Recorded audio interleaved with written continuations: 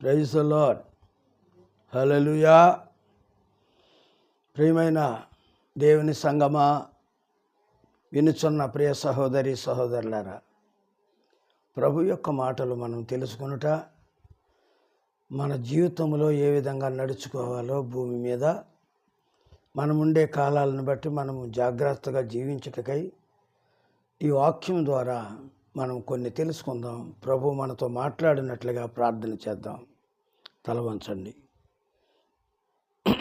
ప్రేమ స్వరూపి యేసు ప్రభువా, మంచి కాపరివి నాయన, నీవు మా జీవిత విలువలను నీ లేఖనముల ద్వారా అమర్చి నీ రాజ్య వారసత్వం కలిగి జీవించినట్లు నీ వాక్యానుసారమైన జీవితం జీవించుటకై ఈ భూమి మీద మేము ఏ విధముగా నడుచుకోవాలో, ఏ విధంగా మేము సహించాలో మీరు నేర్పించుచున్న నీ మాటలను బట్టి కృతజ్ఞతాస్తుతులు చెల్లిస్తూ సమయంలో నీ పిల్లలకు మాకు నీ వర్తమానమును అందించుటకై నీ పరిశుద్ధాత్మ బలము చేత మాతో మాట్లాడమని, నీ దాసుడిగా నన్ను వాడుకోమని ప్రభు అయిన యేసు నామములో ప్రార్థిస్తున్నాను తండ్రి. ఆమెన్. ప్రియమైన విశ్వాసులకు, అలాగే వాక్యాన్ని వినే ప్రతి చెల్లికి, తల్లికి, అన్నదమ్ములకు ప్రభు నామంలో శుభం కలుగునుగాక.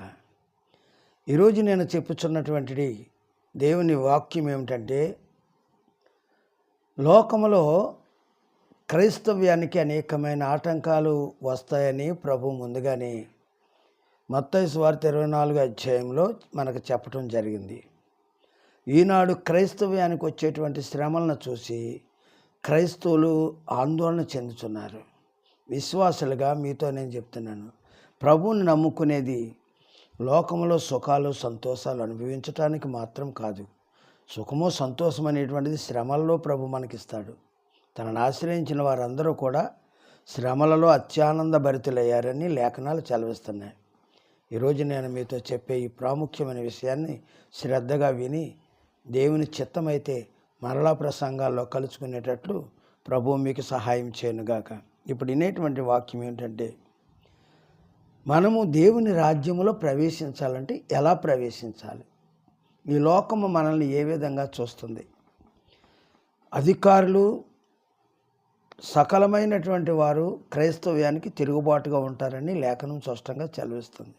మీరు పోరాడినది మనుషులతో మాత్రమే కాదు, దురాత్మలతోనూ, లోకనాథులతోనూ, అధికారులతోనూ, అందరితో మనము పోరాటం అంటే దెబ్బలాడమని కాదు, కానీ వారు పెట్టేటువంటి ఇబ్బందులు, ఆటంకాలని సహించచ్చు దేవుని రాజ్యం కోసం కనిపెట్టాలని లేఖనాలు సెలవిస్తున్నాయి. అదే మాదిరిగా ఆనాడు మన పితరులు అపోస్తలులు చెప్పినటువంటి బోధలో వారు ఏం చెప్పారో అపోస్తల కార్యాలు మనం చూస్తున్నాం. ఈ సమయంలో అపోస్తల కార్యాలు 14వ అధ్యాయము 22వ వాక్యాన్ని మనం చూసినప్పుడు ఈ వాక్యం సెలవిస్తున్నది ఏంటంటే, 14:22లో అనేక శ్రమలు అనుభవించి దేవుని రాజ్యములో ప్రవేశించవలననేది మిమ్మల్ని దృఢపరచుచున్నాము. మనము అనేక శ్రమలు అనుభవించేనే కానీ దేవుని రాజ్యంలోనికి అడుగు పెట్టలేము అని బైబిల్ స్పష్టంగా సెలవిస్తుంది.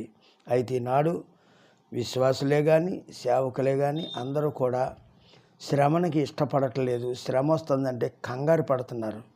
కంగారు అనేటువంటిది క్రైస్తవ్యంలో అనవసరమైన విషయం. ఎన్ని శ్రమలు వచ్చినా ప్రార్థించి ఆ శ్రమలలో ఆనందించటమే దేవుడు మనకిచ్చిన గొప్ప వరముగా మనం భావించాలి. అంతేగాని శ్రమలలో మనం ఆందోళన చెందవలసిన అవసరం ఏమీ లేదు. ఇక్కడ లేఖనాలు ఇస్తున్న సెలవును బట్టి, లేఖనాలు చెబుతున్న మాటలను బట్టి ఇక్కడ పౌలు భక్తుడు చెప్తున్నాడు. రోమపత్రిక 8వ అధ్యాయము 35వ వాక్యం చెప్తుంది, శ్రమ అయినను, బాధ అయినను, హింస అయినను, కరువైనను, వస్త్రహీనతైనను, ఉపద్రవమైనను, ఈ లోకములో ఏదైనాను క్రీస్తు ప్రేమ నుండి, క్రీస్తు నుండి నన్ను వేరుపరచునా అని సెలవిస్తుంది. ఈనాడు చిన్న బాధ వస్తే క్రీస్తు దూరం అయిపోతున్న ఈ మానవులు ఏదో సుఖాల కోసము, సంతోషం కోసమే ప్రార్థనకు వచ్చి వాక్యాన్ని వింటున్న అమాయకపు బిడ్డలందరూ కూడా అనేక సంఘాల పరిస్థితి, రేపు నిజంగా శ్రమలు వస్తే ఎంత ఆందోళనతో దేవునికి దూరం అయిపోయే ప్రమాదం ఉంది. కాబట్టి మీకు నేను చెప్పేది ఏంటంటే, సుఖాలు అనేటువంటివి మనము తినే తిండిలోనో లేకపోతే ఉన్న ఇంటిలోనో పట్టు పరుపులను బట్టే కాదు సుఖము. సుఖం అనేటువంటిది క్రీస్తుతో శ్రమ పడటమే అద్భుతమైన సుఖం. నిత్య సుఖంలోనికి, నిత్య రాజ్యంలోనికి మనం అడుగు పెట్టాలంటే ఇక్కడ ఖచ్చితంగా మనం శ్రమ అనుభవించి తీరాలి. ఇది లేఖనం సెలవిస్తుంది. లేఖనాలను కాదని మనం ఏం చేయటానికి సరిపోం. ప్రభు స్పష్టంగా సెలవిస్తున్నారు. ఆయన శ్రమ నుండి దేవునితో ఉండవలసిన భాగ్యాన్ని విడిచి ఆయన ఎంత తగ్గించుకుని, ఎంత సహించి ఆయన నిత్యత్వంలోనికి చేరినట్లుగా మనం చూస్తున్నాం. ఎందుకంటే ఇవన్నీ ఈ అవమానాలన్నీ నిర్లక్ష్య పెట్టాలని హెబ్రీ పత్రిక 12వ అధ్యాయంలో మనకు సెలవిస్తుంది. ఆయన అవమానములను నిర్లక్ష్య పెట్టి తండ్రి కుడిపార్శ్వమున కూర్చునడానికి ఎదుటించబడిన ఆనందము కొరకు ఈ పందెములో ఆయన ఓపికతో పరిగెత్తాడు. అవమానాలని నిర్లక్ష్య పెట్టాలి, ఆటంకాలని జయించాలి. ఈ లోకంలో మనం చనిపోయిన వారంగా బ్రతకాలని లేఖనం స్పష్టంగా సెలవిస్తుంది. ఆయన శిష్యులు కూడా సెలవిస్తున్నారు. మనము ఏ విధము చేతనైనను పరలోకానికి చేరటానికి మాత్రమే మనం కలిగి ఉండాలి.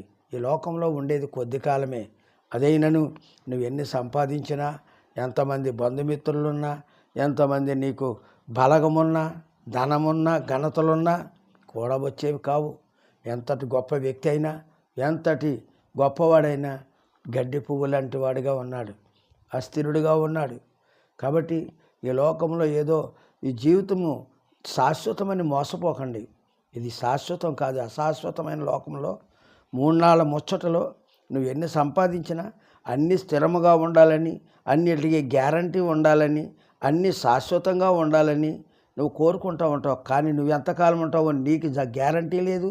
నీకు శాశ్వతమైన రాజ్యం కానే కాదు. ఇది నిత్యరాజ్యంలో ప్రవేశించాలంటే ఈ లోకంలో శ్రమలే అనుభవించాలి. శ్రమలతోనే దేవుని రాజ్యంలోనికి అడుగు పెట్టాలని లేఖనం సెలవిస్తుంది.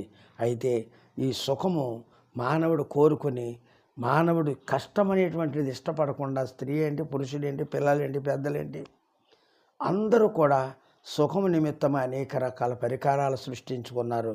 మనిషి ఏ భయము, ఎటువంటిది ఆశీర్వాదం అంటే ఈ లోకంలో సుఖమే అని అనుకుంటున్నారు.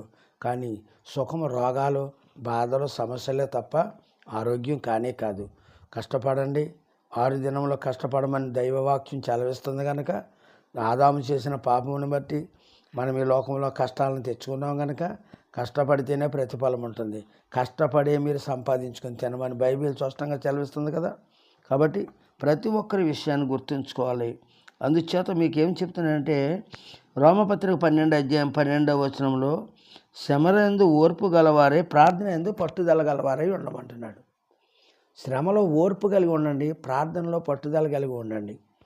ఒకవేళ ఏదైనా శ్రమ వచ్చినప్పుడు, అది శ్రమలు అంటున్నారు పాస్టర్ గారు, ఏంటి మనకి శ్రమలు వచ్చేస్తాయంటే, శ్రమలంటే ఇక్కడ రేపొద్దున వచ్చే కాలంలో బాప్తీసాలు ఇవ్వటానికి ఆటంకాలు కలగవచ్చు. అలాగే మందిరాలు కట్టడానికి ఇప్పటికే బోల్డ్ ఆటంకాలు కలుగుతున్నాయి. మందిరాలను కొడుతున్నారు, పడగొడుతున్నారు, సేవకులను కొడుతున్నారు, సువార్త చేసే అమాయక బిడ్డలను ఎన్నో రకాలుగా హింసిస్తున్నారు. ఎందుకంటే అది జరుగుతుందని ప్రభు మనకు చెప్పారు. ఎందుకంటే మన బహుమానాలు అయ్యే, వాళ్ళు మనల్ని కొట్టడము, తిట్టడము, అవమానపరచటమే మనకు ఆశీర్వాదాలని బైబిల్ చెప్తుంది. మత్తయి సువార్త 5వ అధ్యాయం 13వ వచనంలో చెప్తుంది కదా. ఆయన శ్రమలు ఏ విధంగా వస్తాయో చెప్పారు. నా నిమిత్తము, అలాగే నీతి నిమిత్తము జనులు మిమ్మల్ని హింసించి రకరకాలైనటువంటి చెడ్డ మాటలు మీకు మీద పలికినప్పుడు మీరు ధన్యులు, అప్పుడు మీరు సంతోషించండి అంటున్నాడు. శ్రమ వచ్చినప్పుడు అయ్యో మణిపూర్లో ఇలా జరిగింది, ఎక్కడో జరిగింది, రేపు మాకు వస్తుందేమో, వచ్చి ఖచ్చితంగా తీరుతుంది. ఈ వచ్చే శ్రమలు మంచి సేవకుల్ని, మంచి విశ్వాసుల్ని స్థిరపరిచి పరలోకంలో చేర్చడానికి, శ్రమ నాశనానికి తీసుకెళ్ళటానికి రాదు, స్వర్గానికి తీసుకెళ్ళటానికి వస్తుంది. ఆ శ్రమంలోనే నీ పొరపాట్లు సరి చేసుకుని ప్రార్థన చేస్తావు, పాపాన్ని తగ్గుతావు. ఈనాడు లోకమంతా పాపంతో నిండిపోయింది కనుక ఈ పాపం నుంచి విడుదల పొందాలంటే, ప్రభువు దగ్గర ఆధారపడాలంటే, ప్రభువుకు బ్రతిమలాడుకోవాలంటే నీవు ఈ లోక సుఖాలు సంతోషాలు కాకుండా శ్రమలను కోరుకో. శ్రమలను నువ్వు కోరుకోకర్లేదు, వస్తాయి. వాళ్ళందరూ నీ వాళ్ళే నీ మీద తిరుగుబాటు చేస్తారు, ఎవరింటి వారే వారికి శత్రువులు అవుతారని మీ వారే మిమ్మల్ని సమాజ మందిరాలకు తీసుకెళ్ళి అప్పగింతారని లేఖనం చదివిస్తుంది. కాబట్టి ఈ లోకంలోకి మనవారు అనేవారు ఎవరైనా ఉన్నారంటే వాళ్ళు క్రైస్తవ బిడ్డలు, దేవుడిని నమ్ముకున్న బిడ్డలే మనవాళ్ళు తప్ప మిగతా వాళ్ళంతా మనకు విరోధులే. శ్రమలు వచ్చినాయి అంటే, శ్రమలు మనకి ఎందుకు వస్తున్నాయంటే లోకానికి మనకు వేరేయం, లోకానికి లోకస్తులకు మనం దూరమయ్యాం. వాళ్ళు మన బంధువులు అవ్వచ్చు, అన్నదమ్ములు అవ్వచ్చు, వాళ్ళ నియమాల్లోని వాళ్ళ క్రియల్లోనికి మనం వెళ్ళట్లేదు, వాళ్ళు చేసే కార్యాల్లో మనం పాలు పొందట్లేదు. అందుచేత వాళ్ళ కోపాలు మన మీదకు వస్తాయి. అది ప్రభు ముందే చెప్పారు. కానీ వాళ్ళని కోరుకుని నాకు దూరం అవ్వద్దు, ఎందుకంటే నేను మీకు నిత్యరాజ్యాన్ని, నిత్య జీవాన్ని ఇవ్వబోతున్నానని ప్రభు చెప్పారు. కాబట్టి ఈ లోకంలో వచ్చే శోధనల్ని మనం జయించాలి, సహించాలి. అందుకే యాకోబు పత్రిక 1వ అధ్యాయంలో చెప్తున్నాడు, శోధన సహించేవాడు ధన్యుడు. 12వ వచనంలో శోధన సహించేవాడు ధన్యుడు, వాడు శోధనకు నిలిచిన వాడైతే జీవకిరీటం పొందుతాడు. కాబట్టి నీకు జీవము, నిత్య జీవం కావాలంటే భూమి మీద శోధన అనుభవించాలి. బీద లాజరు అలాగే ధనవంతుడి గురించి మనము చక్కటి వాక్యాలు ప్రభువు చెప్పారు మనకి. ఆ ఉపమానాలు ఏదో కాలక్షేపణకు ప్రభువు చెప్పలేదు. రాబోయే కాలంలో మానవుడు సుఖాలు కోరుకొని, ధనాన్ని కోరుకొని, ఇదే స్వర్గమని, లోకమే శాశ్వతమని, డబ్బుంటే నేను ఏదైనా చేయగలనని ధనాపేక్షతో నిండిపోతారు అంచె దినములలో. కానీ ఇదిగో నా కోసం నిలబడి నీతిగా ఉండి, కరువు వచ్చినా, కష్టం వచ్చినా, వస్త్రహీనతైనా ప్రభువుకు దూరం ఉండకూడదు, ఇది శాశ్వతమైనది కాదని గ్రహించిన ఈ బీదలాజరు వలె తగ్గించుకుని ప్రార్థిస్తే వారిదే పరలోక రాజ్యమని ప్రభు చెప్పారు. అబ్రహాము రొమ్మున అనుకున్నాడని ఆ బీదవాడిని చూపించాడు. ఆ సుఖపడి అన్ని సౌకులు కోరుకొని, అన్ని సుఖాలు కోరుకొని, ధనం ఉంటే సమస్తం ఉంటుందన్న ఆనందంతో ఉన్నవాడు, బంధువర్గాలు అనేక మంది అతని చుట్టూ ఉండేవారు. చివరికి అతడు వేదనలోకి వెళ్ళాడు. అక్కడ నిత్య వేదన, నిత్య నరకం, నిత్యమైన బాధలు అనుభవించాలి. ఇతడు శ్రమలను సహించాడు, నిత్య జీవంలోనికి అడుగుపెట్టాడు. నీకు నిత్య జీవం కావాలంటే సుఖాల కోసం చూడక, సుఖాన్ని కోరుకున్న నీవు బాధ వస్తే దేవునితో నడవలేవు. యేసయ్య నడిచిన నడక, ఆయన శ్రమ అనుభవించాడు. ఆఖరి క్షణం వరకు శ్రమ పడుతూనే ప్రాణం విడిచాడు. నీవు కూడా యేసయ్య కొరకు, ఈ లోకంలో నీ కుటుంబం కొరకు శ్రమలను అనుభవిస్తూ, నీ బిడ్డల కొరకు, నీ కుటుంబం కొరకు, నీ దేశం కొరకు, నీ గ్రామం కొరకు, నీ దేశాన్ని పరిపాలిస్తున్న నాయకుల కొరకు, అధికారుల కొరకు, ఉద్యోగాలు చేసేవారి కొరకు, ప్రతి ఒక్కరి కొరకు వాళ్ళ కొరకు మనం ప్రార్థన చేసి వాళ్ళని మార్చమని, మనతో పాటు పరలోకానికి తీసుకెళ్ళడానికి, వాళ్ళందరి కొరకు మనము ప్రార్థన చేయటానికి ఈ శ్రమలు మనకి ఎంతో దోహదపడతాయి. కాబట్టి ఆశించిన వారు ఈ మాట నిజమని, ఇది నిజమే కదా అని ఒప్పుకునేవారు, శ్రమ నా ప్రభు ఇస్తే శ్రమైనా నేను ఇష్టపడతాను, ప్రభువే పడినప్పుడు నేనెంత అని, అయినా మనకు అటువంటి శ్రమలు రానే రావని పౌలు భక్తులు చెప్తున్నాడు. మరణకరమైన శ్రమలంతా, ఘోరమైన శ్రమలకి మనకు రావు.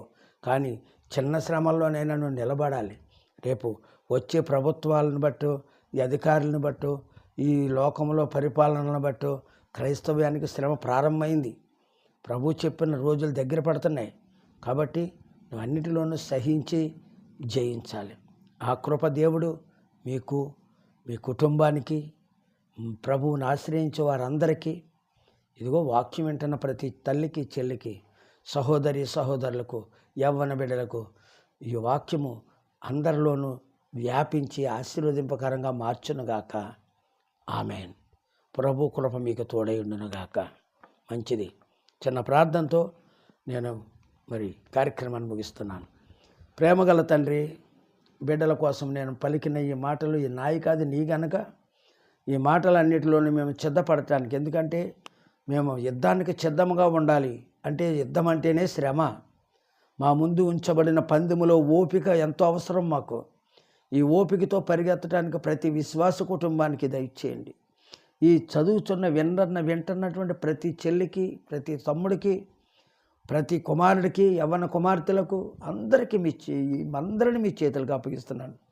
వారందరి హృదయాలతో మీరు మాట్లాడి, ఈ మాటలు ఏదో భయాందోళన కలిగించేవిగా కాక, రాబోతున్నటువంటి పరిస్థితులన్నీ, వచ్చే శ్రమలు, ఆటంకాలు, ఇబ్బందులు నీ రాజ్యంలో మమ్మల్ని చేర్చుటకును, మమ్మల్ని బాధ పెట్టే వారి నిమిత్తమై మేము సంతోషించుటకును, వారి ద్వారా మేము పొందే ఆ గొప్ప ఆశీర్వాదాల కొరకు ఎదురు చూచేటట్లు మాకు సహాయం చేయమని, శ్రమలలో ఓర్పు గలవారమై, ప్రార్థనలో పట్టుదల గలవారమై, మా అందరి కొరకు, మా వారందరి కొరకు, మా దేశ ప్రజల కొరకు, ఈ భూమండలంలో ఉన్న మానవ జాతి కొరకు ప్రార్థించే కృప మా అందరికీ దయచేయమని, శ్రమలలో ఓర్చుకునే శక్తి మా అందరికీ దయచేయమని ప్రభువా కృతజ్ఞతాస్తుతులు మీకే చెల్లిస్తూ ప్రభు అయిన యేసు పరిశుద్ధ నామమును బట్టి ఈ ప్రార్థన అడిగి వేడుకొనుచున్నాను పరమ తండ్రి.